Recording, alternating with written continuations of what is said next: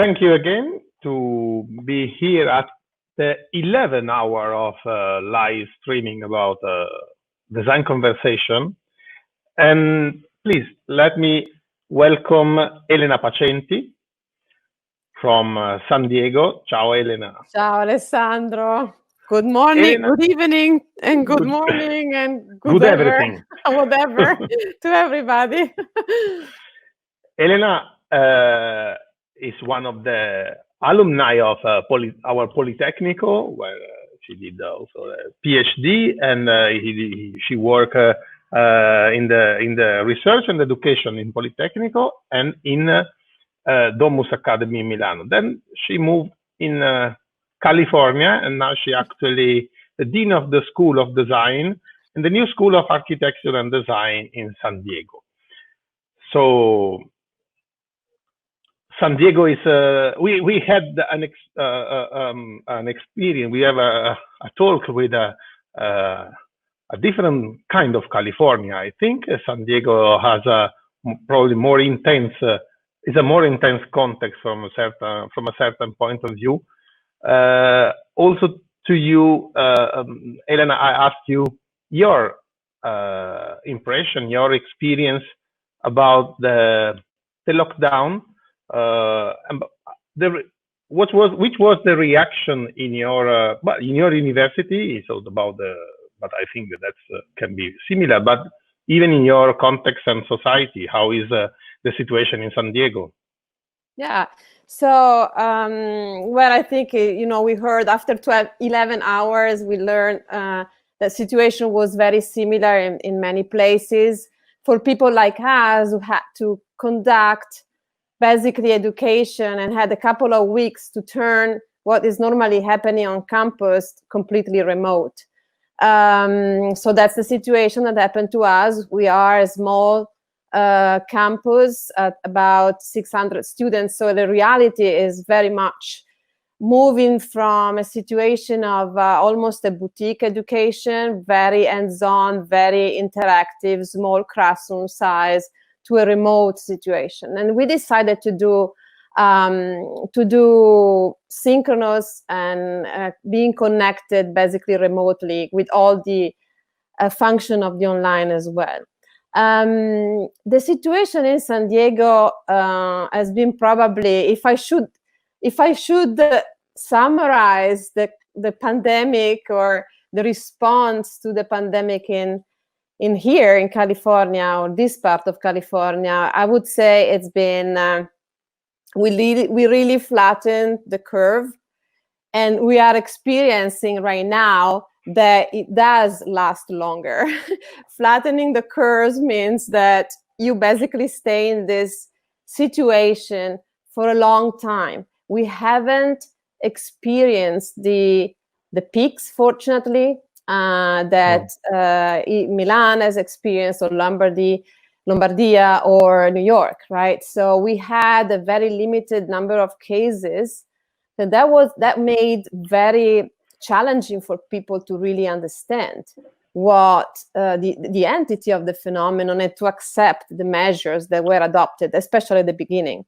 We locked down in the middle of March 15, the schools started being remote. So not much long after you in Italy, I guess. But without seeing that the impact of the COVID and the death, fortunately.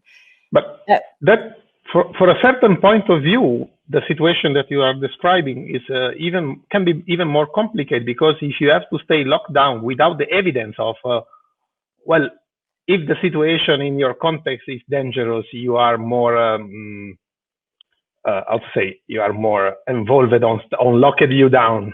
But in the situation that you are describing, people should stay locked, but without was a strange balance between the perception and the reality, or what could happen and what really happened.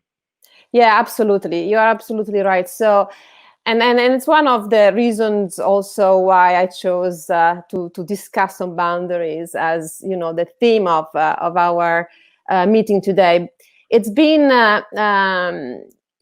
very interesting, and especially in the first part of the reaction phase to the pandemic, to see how differently people reacted to the measures, to the lockdown, to the shutdown, to the sheltering in place.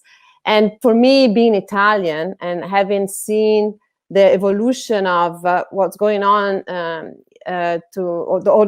the virus impact through the eyes of you guys, family, friends, colleagues, I had surely a perception that was much different from that of my colleagues. And that created immediately some disconnection in the way the conversation was approached at the very beginning, in the very first phases.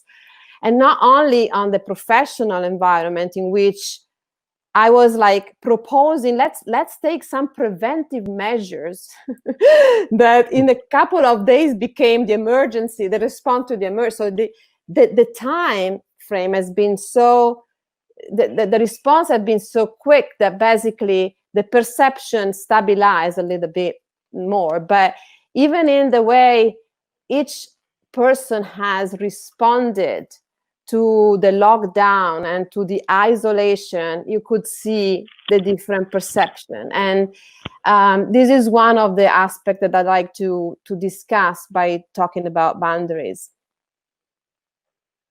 But from a certain point, boundaries are, well, there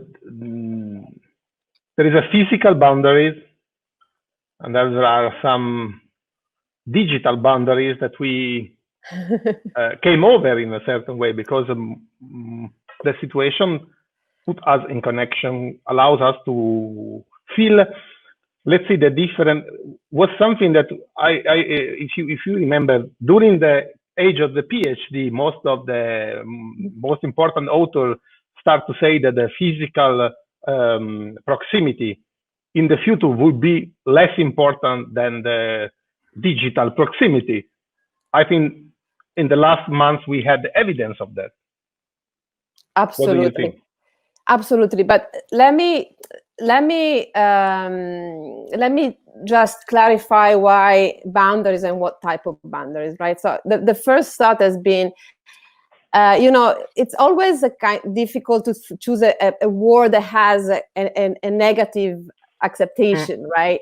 So it's, I would have said, oh, let's talk about proximity. Let's talk about, but boundaries to me is a very interesting category to discuss about how to move towards scenarios of harmonious living, right? So sometimes categories are useful to discuss and to reflect on what happened and try to see the threads that we have around that we're not even realizing sometimes. There could be threads. And as designers, we use categories to really build scenarios. So yes, boundaries, at least in two different meaning or forms.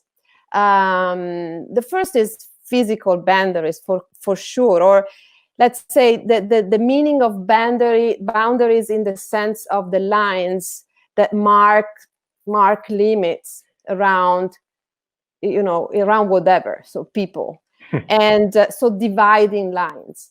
If you think about that, the lockdown has been a form of boundaries. We have been the isolation, the form of confinement into private homes has been the response, the first response. So we had to isolate physically, right, from each other, and of course that's an interesting form of boundary to discuss about, especially moving forward. And we're going back to this in a second. And the second form of boundaries has been the personal space, right? The personal interpretation of what is the limit, or what is the sphere of activity that I am available to, you know, to entertain. And that's where we saw the most extreme different responses.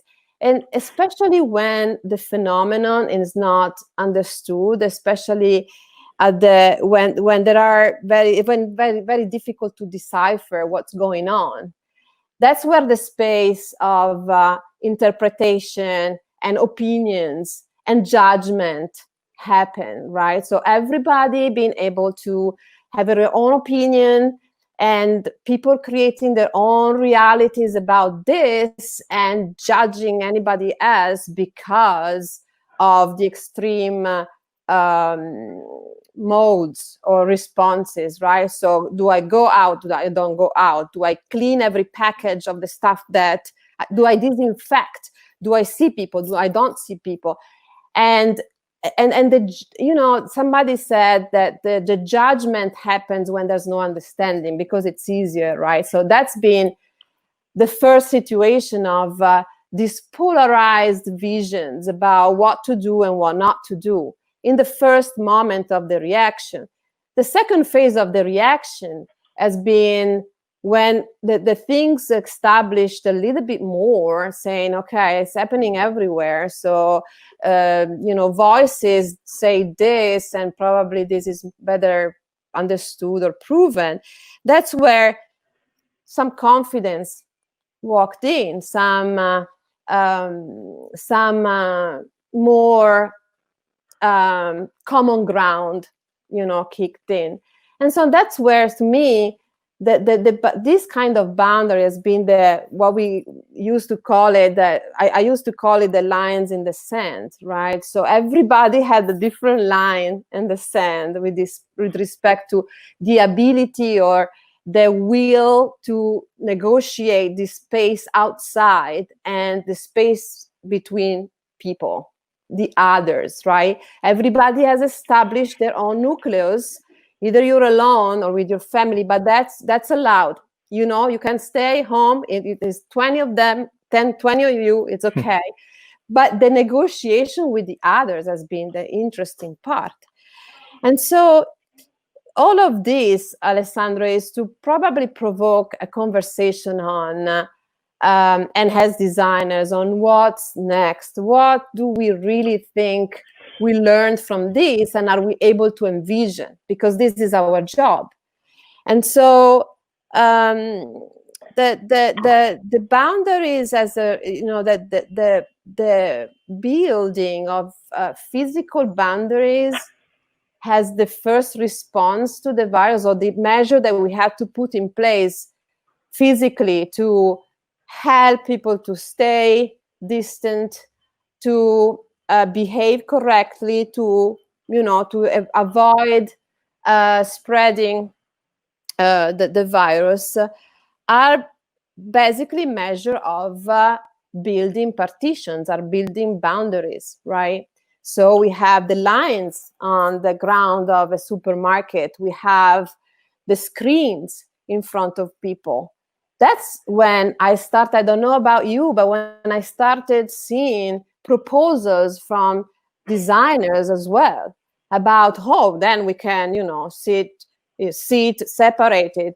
Let's place plexiglass everywhere. Let's go into this direct. That for me was the metaphor of something that is wrong, then it is dangerous, that risks to become the long-term response to something that is temporary. So this is something to reflect upon, because in societies in which the individual path is seen as the important thing, and the risk of not seeing the bigger picture is very high, this is the space in which we have to be careful. And I have, you know, a certain sensibility here. I'm being, you know, foreign in America.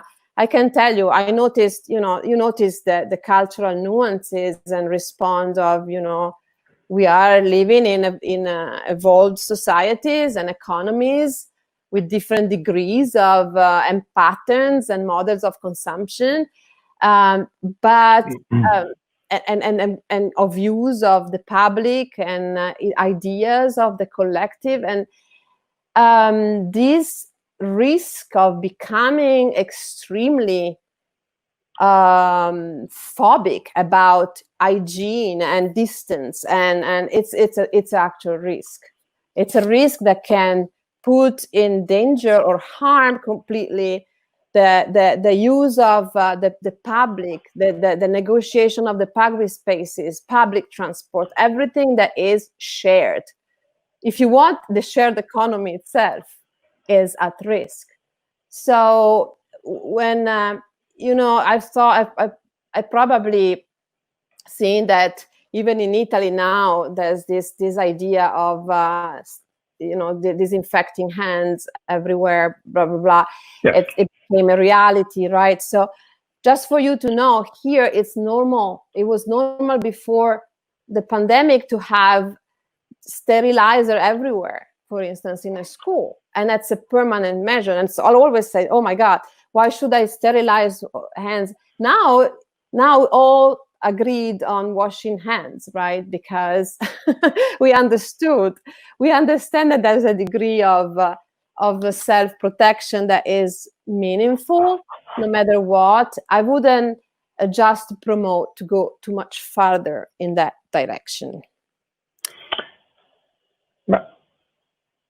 If I can, I think you in your reflection, there are a couple of things that I think that can be like when you talk about boundaries. Boundary is always to isolate something from something, no? Because if you build a boundary, you isolate in any case, or you from the other, or the other from you. But in any case, or a lot of people or individual. But that's can be a personal space, or can be a country. But a boundary is a limit that you don't want that you trespass, and you don't want that somebody else trespass. And that is probably built like the relation that you do with judgment. The isolation is built on trust. So you separate from somebody else, you isolate from somebody else because you don't trust. Why we in the peak of the pandemic, if two people met in the street and one go in a different direction, they don't want to go neither at 2 meters, but they don't want to share the same street, the same urban environment, at the open environment I'm talking about. So there is this perception, maybe misperception probably, of the other human being as somebody potentially dangerous. So I don't trust, so I want to isolate myself, and I want everyone should be isolated. That has to be, that works very well in an emergency situation, but could not be the normality, let's see, could not be the solution, as you say, could not be the way. And I think that probably in the field of service design, there are lots of space to work on the direction of building trust, building fiducia, no? Trust, how people can, or avoiding suspicious, let's see. Yeah, I think this is one of the themes, and yes, you're correct, especially from a perspective of designing services, and hopefully in the conversation with Don Norman next, in this idea on how to innovate, and of talking about social innovation. That's the space where, as designer, we can really think on how to rebuild the new scenarios, the new living, on the creation of shared values. That's how you build trust, right? You build trust by not separating people. Do not create new boundaries. Do not reinforce the divides and the individualism around that, but just to, but on the opposite, on how to create the ground for making people able to choose the risk they want to take, and the risk consider not just with respect to our own individual consequences, but the social consequences, right? One of the moment in which, in my opinion, the situation shift a bit during this pandemic is when even the people, as you know, who are not really into complying with the measures, so that the teens, I have had parties around me during the whole pandemics. There was such a silence that you could hear people partying, and it was really, really like somehow upsetting, right? For the lack of respect. So that the turning point at some point has been, okay, realizing that you don't risk your own life only, but the ones of the people around you, family, elder, whatever. And to me, as designers, the response is working on the creation of this new form of exchange. We had to somehow go in a direction of building new patterns, possibly new rituals, possibly new languages of sharing, right? Because that's what's going to happen.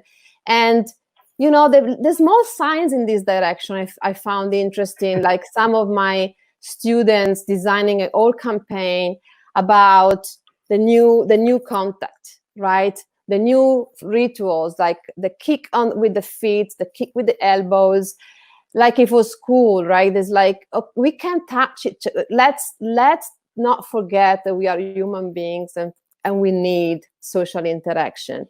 So what is that we can do to work on this dimension? And then when you move to a bigger scale, like you're saying, is like, what can we do to you know, if we want to really move from like Mauro Porcini said, from the reactive to the rebound to the scenarios, like let's move toward thinking what's gonna be this famous new normal that we're all thinking about.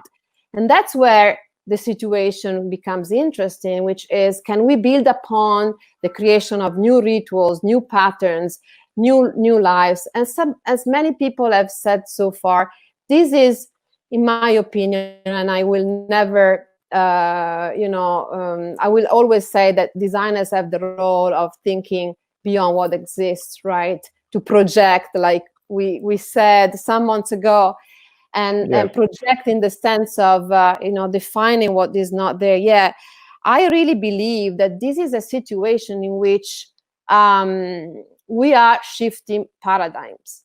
So that's a huge opportunity of thinking what we haven't thought about, of thinking, first of all, starting from how do you rethink the flows, the pattern of your life.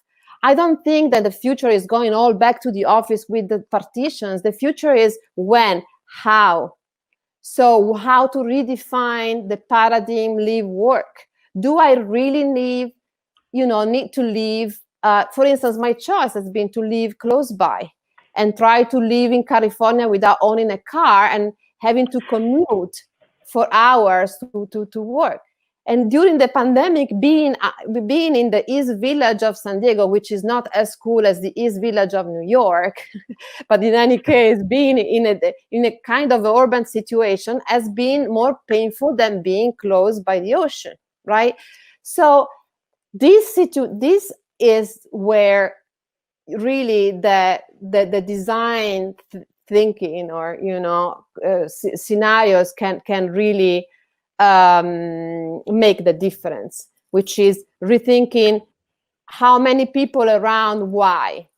We all have redefined the priorities in our lives. In terms, I heard somebody earlier on talking about degrowth and the relationship with consumption.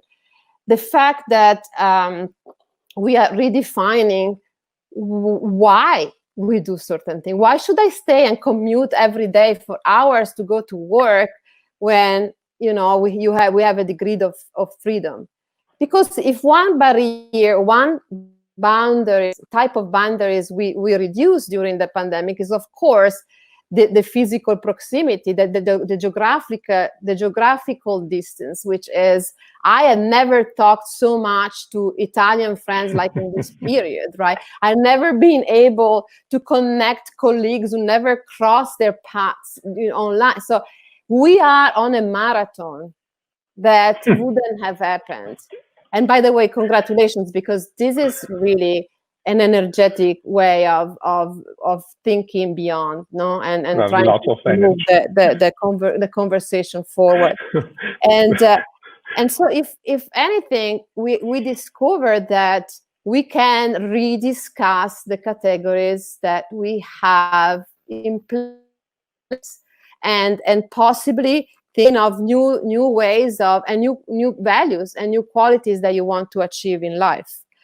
And one of these, in my opinion, and then you stop me, because when I start talking, I can talk for hours like each of us, but one of these categories is the relationship with nature. And this is another really the thread that the boundaries can bring, right? So this with these levels of artificialization that we bring. And it's another topic. I know, but let me close with saying that this. Don't close. Okay. But this is another category. Just because the question of nature, well, is crucial in that moment. But I think that there are some approach and a bit naive from a certain point, and very, very structured from another one. So the balance between what we can, it's something like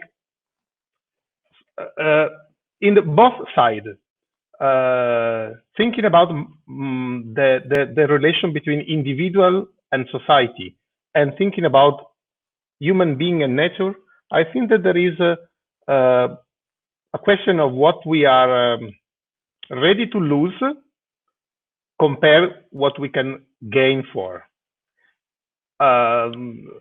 He's talking about make people able to do the right thing but to make people able to work in the proper way, you need to give right information, right knowledge, and awareness of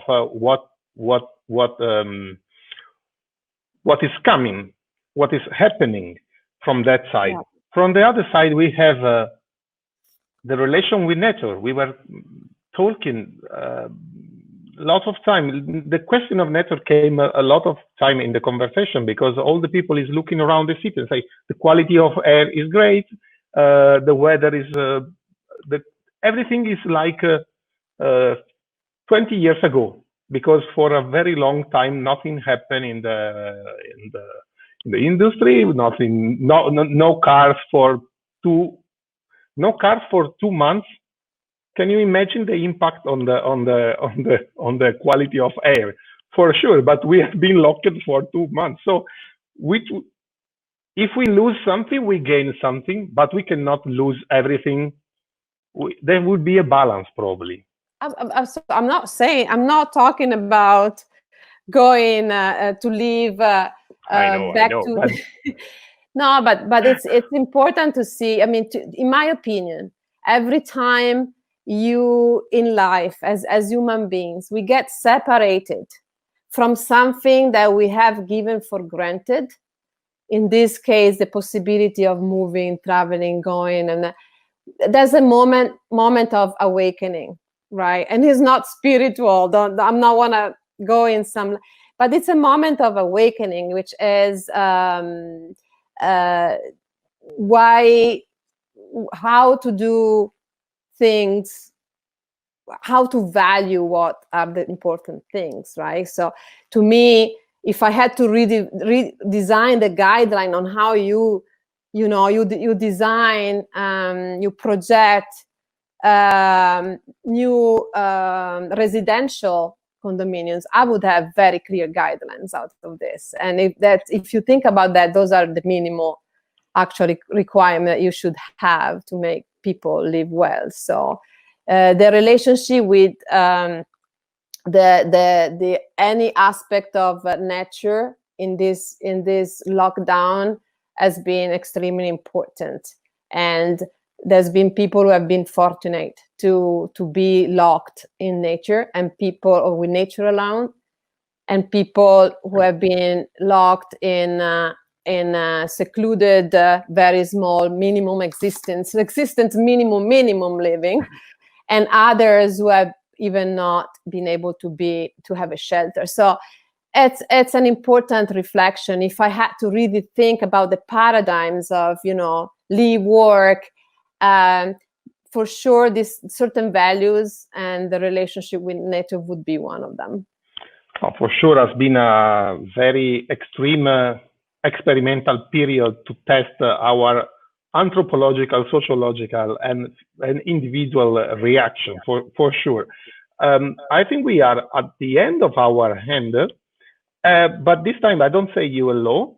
At the opposite, you will be transformed between from a guest to a host, and I just say you hello, and I leave you to the next conversation. So thank you for being a guest on our conversation, and enjoy to host your guest in the next one.